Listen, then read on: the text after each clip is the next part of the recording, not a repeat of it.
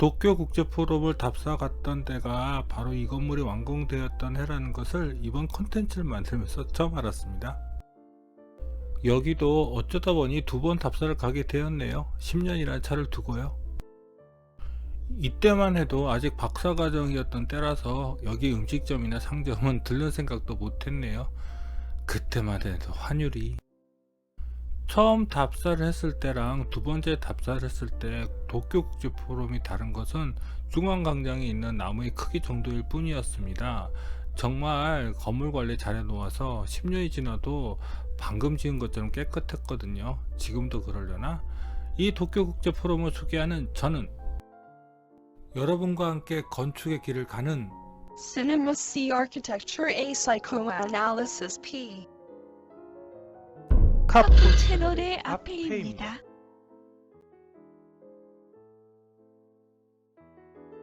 도쿄는 여러 번 다른 건축으로 소개해 드렸으니 일본에서 위치야 더 말씀드릴 것 없을 것 같고, 도쿄국제포럼은 야마노테선의 도쿄역 바로 근처에 있습니다. 도쿄역에서 긴자구리도 멀지 않거든요. 일본 원궁도 근처에 있네요. 바로 저기 보이는 것이 도쿄국제포럼입니다.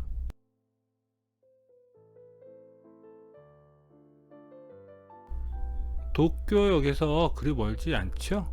그런데 2019년 다시 세 번째 도쿄역을 갔는데 도쿄역도 올림픽을 맞이해서 깨끗하게 또 리노베이션 했더라고요. 근데 은근히 도쿄는 계속 리노베이션을 하는 것 같아요. 저기 있는 게 일본 왕궁입니다. 저기 보이는 게 바로 도쿄국제포럼입니다. 원래 이 근처는 일본 왕궁 때문에 높은 건물을 안 지었는데 2010년 갔을 때 보니 꽤 높은 고층 빌딩도 세워 놓았더라고요.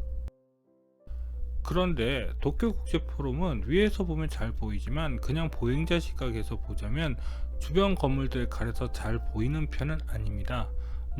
요즘 구글이 잘 안내해 주겠지만요. 너무 오래전에 가서 정확히 기억이 나지는 않지만 지도를 보니 이쪽으로 해서 철도선로 아래로 접근했던 것 같습니다. 그쪽으로 나오면 이렇게 도쿄국제포럼 앞 광장이 펼쳐집니다. 그리고 거기서 조그만 고개를 돌리시면 극장이 있는 동의 서북 측면이 이렇게 보입니다. 여기 광장나무 잎들이 너무 풍성하죠. 첫 번째 왔을 때는 낮에 와서 이 바닥에 조명이 설치되어 있는 줄은 몰랐습니다. 사실 첫 번째 왔을 때 이 옆 극장 별동이 같은 도쿄국제포럼인지도 몰랐습니다. 그리고 이 콘텐츠를 정리하기 전까지는 이 별동이 지하로도 지상으로도 연결되어 있는지 몰랐고요. 바보. 이쪽에는 지상층에서 별동으로 올라가는 계단도 있습니다. 이 사진 처음에는 지하층의 중앙계단으로 알았습니다. 그런데 사진을 정리하다 보니 아까 전 조명이 나오는 지상층의 길이 내부까지 이어져서 별동 지상층으로 올라가는 메인 계단까지 연결되어 있더라고요. 이 모습이 처음 도쿄국제포럼을 답사 갔을 때 모습입니다. 도쿄국제포럼 아트리움은 이쪽으로 들어갑니다. 이 앞의 이 길을 따라서 별동으로 가시면 아까 전 메인 계단이 있는 내부 공간이 나옵니다. 아까 전 사진이 1997년, 두 번째 답사를 갔을 때가 2007년입니다. 10년 동안 달라진 것은 광장을 채우고 있는 나무들 밖에 없더라고요. 이 건물을 보고 정말 일본인들이 건축물 유지 잘하는구나 하는 생각을 했습니다. 그럼 안으로 들어가 볼까요? 도쿄국제포럼은 크게 두 동으로 나눠져 있지만 지하층에서는 이렇게 붙어 있습니다. 지상층에서는 이쪽으로 접근하고요. 지하층으로 오시면 이쪽에 있는 안내 데스크가 가장 먼저 눈에 띕니다. 바로 저게 안내 데스크입니다. 저기가 바로 지상층에서 내려오는 에스컬레이터와 계단입니다. 조금 더 남쪽으로 내려와서 지하층 전체를 바라본 것입니다. 지하층에서 보시면 거대한 고래뼈를 연상시키는 아트리움 지붕 구조와 함께 연결 브릿지들이 한눈에 들어옵니다. 그와 함께 아트리움을 받치고 있는 거대한 기둥이 매우 인상적으로 보입니다. 지하층에서는 아트리움과 별동을 잇는 브릿지가 이렇게 또 있습니다. 그 브릿지 아래에는 지하층 전시장 공간이 펼쳐져 있고요. 이쪽은 지하층 전시장으로 내려가는 계단과 에스컬레이터인데 두 번째 답사를 갔을 때 밤이라서 그런지 내려갈 수는 없었습니다. 그리고 이쪽이 바로 연결 브릿지입니다. 연결 브릿지에서 지하 전시장이 이렇게 보입니다. 아마 전시가 시작되면 이 블라인드도 치워버리겠죠. 그런데 여기 기둥 구조는 굉장히 인상적이네요. 역시 빈혈리는 구조의 천재인가 봐요. 이 브릿지를 지나가면 바로 극장이 있는 별동 지하층에 해당하는 공간이 나옵니다. 바로 이 공간입니다. 여기 밤에 가서 그렇지 낮에 가면 식당도 있고 또 전시장이 열리면 여기서 지하층 전시장도 다 내려다 보입니다. 이 공간 끝에 가면 이렇게 사인이 있네요. 그런데 밤인데도 이렇게 조명을 다 켜놓으니 좋기는 하네요. 이제 지상층 상부로 올라가 볼까요? 그런데 지상층 내부 사진은 별로 없네요. 사실 지상층 내부는 이 정도밖에는 없습니다. 그런데 올라갔더니 극장 홀 뒤로 들어가는 램프와 브릿지 한쪽은 이렇게 막아 놓았더라고요.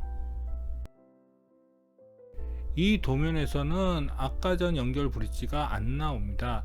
여기 나온 브릿지는 중간에 있는 상부 브릿지입니다. 제가 가진 사진에는 이게 명확하게 나오지 않아서 이 사진을 가져왔습니다. 여기가 바로 아까 전 브릿지 부분이고 저기는 대극장 홀 A로 들어가는 브릿지입니다. 여기는 아까 전 중간 브릿지, 그러니까 홀 뒤로 들어가는 브릿지에서 올라가 아래를 내려다 본 것입니다. 여기는 약간 무섭습니다. 브릿지 공간을 한번 살펴봐야겠죠. 이 도면에서는 나오지는 않지만 중간 브릿지부터 살펴보겠습니다.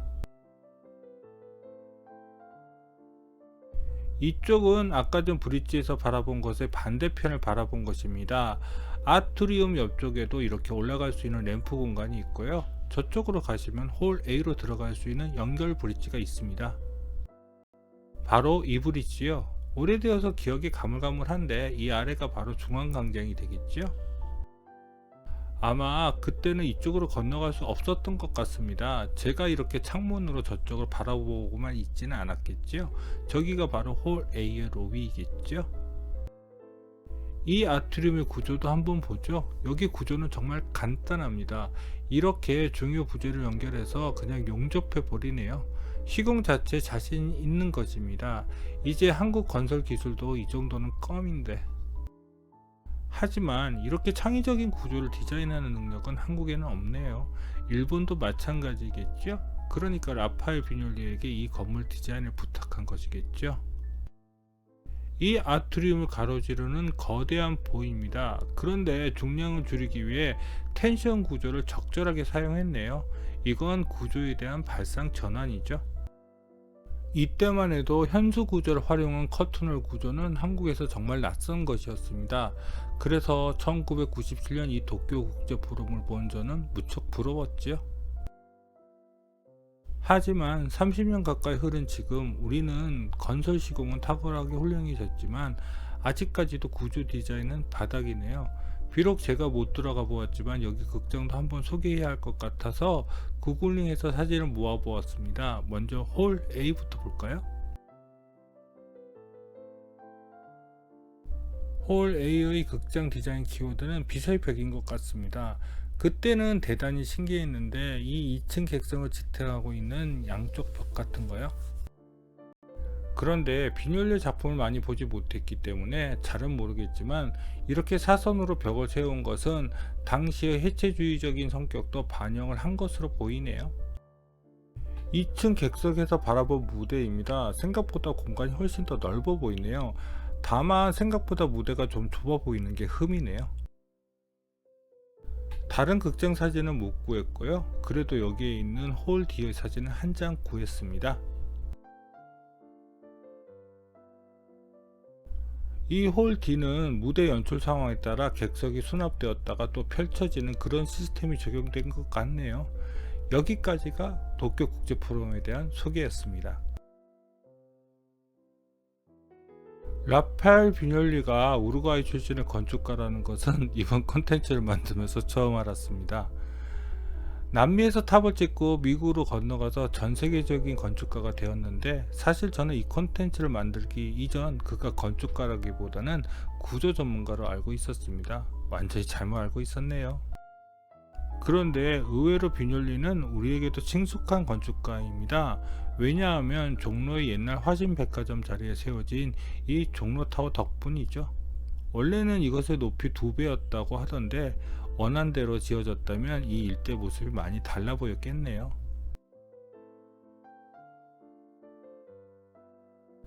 종로타워는 제가 예전에 다녔던 직장 바로 앞에 있어서 제 눈에 많이 익은 작품입니다. 그래서 그런지 그렇게 제게는 놀라운 건축처럼 보이지는 않네요. 그럼 구독과 좋아요 부탁드리며 이상 카프 채널의 앞에였습니다.